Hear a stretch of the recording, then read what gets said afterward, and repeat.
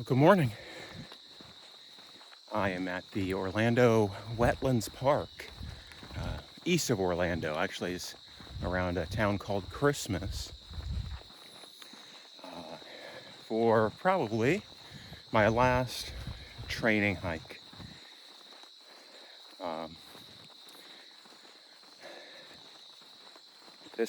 I've been here once before, but not for hiking. We came here, gosh, it's been a few years now, and did they run trams around this and take you through the park.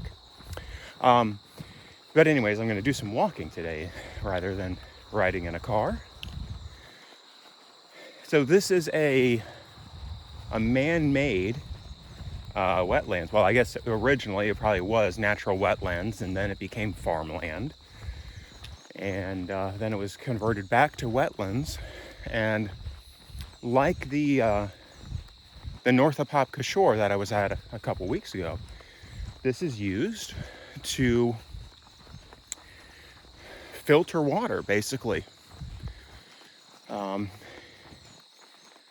Water comes in, all the wastewater from northeast Orlando comes through here and is run through a series of what they call cells, and then exits into the St. Johns River. So pretty neat. And of course, since it's a wetlands, we get there's lots of birds and other animals. So hopefully I get to see some interesting stuff while I'm here.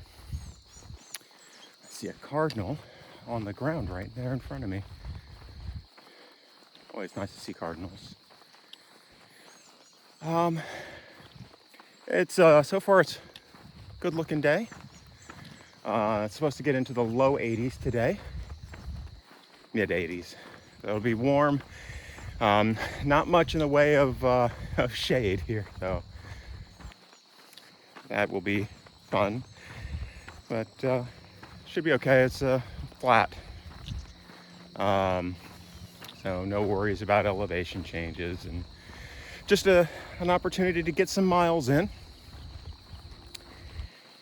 All right, so as always, if I see some critters or a nice view, I'll grab a picture or some video. All right, I'll see you in a bit. So I'm at the southwest corner of the park, and this is where the water enters the park. You're not going to be able to see much of it,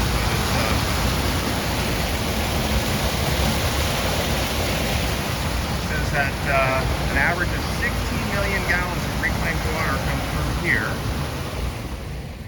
every day.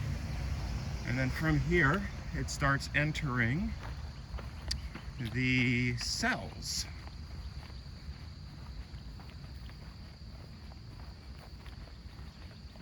So, for example, here's this one cell, and this one looks like it's been cleared recently.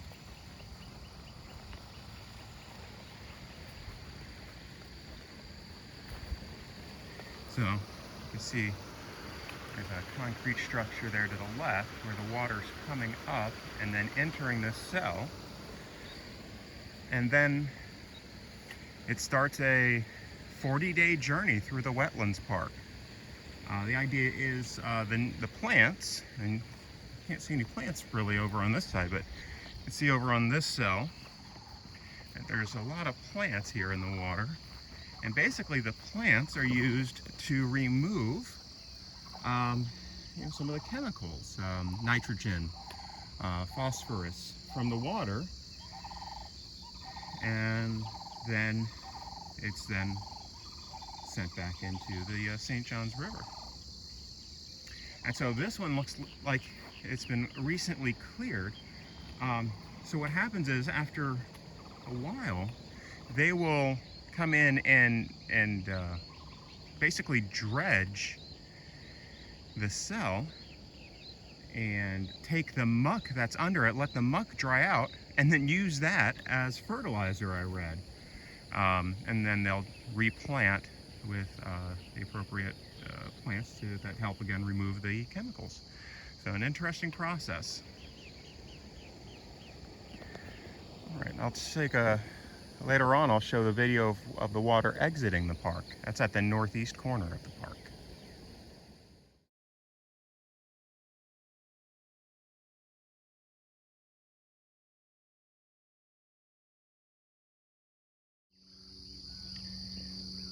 There's a couple of sandhill cranes and 2 chicks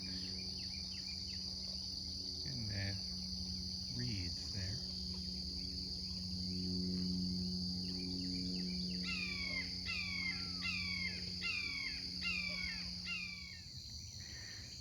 I'm walking by one of the cells, and there's a juvenile alligator here.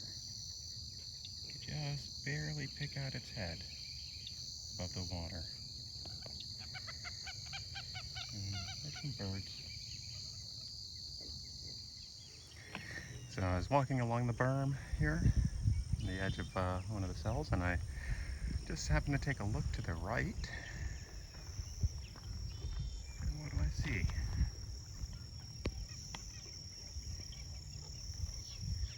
Yeah, just looking at me.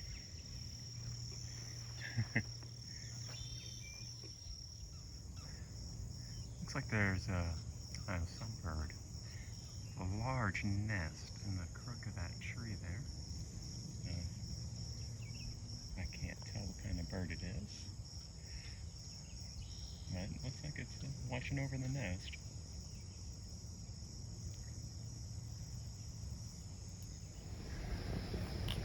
Well, I'm at the northeast corner of the property now, and this is the primary outflow area. It's tough to see, but there's an area right there where the water falls out of the wetlands and goes under the berm here.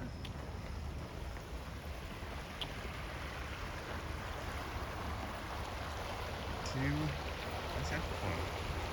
So that water is what goes to the St. Johns River.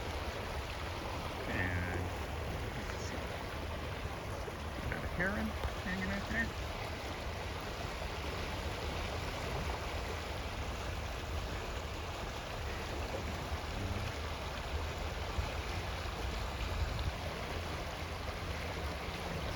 Again, it takes about 30 to 40 days for the water to go through the entire wetland, and by the time it leaves, it's been cleared of the excess chemicals that were left over from the primary treatment. So this is Lake Searcy, I think is what it's called. So basically one of the cells that the water goes through. Another friendly alligator. Here.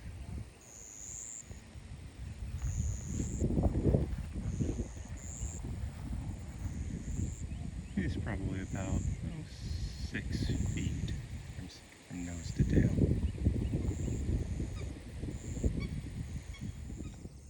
There's a hawk up in the tree there. It's looking down on the water. I'm not sure exactly what it's looking at. Oh, no, it's looking over it towards me.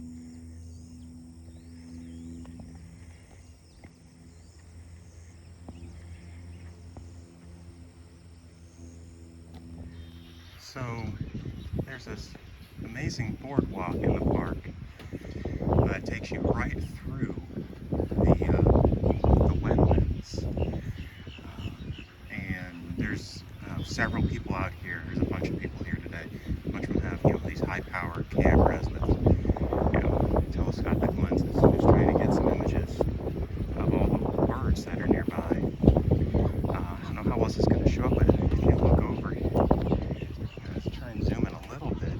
But there's probably just hundreds of birds on this island. I see ibises.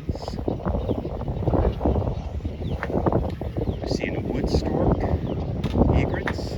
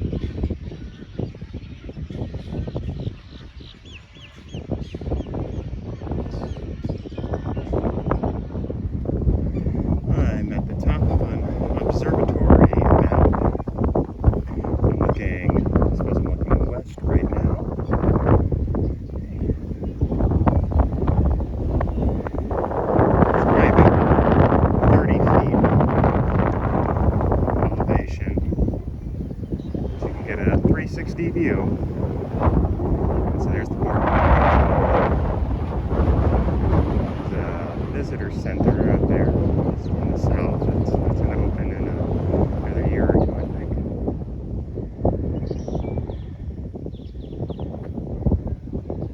Back around, looking west again.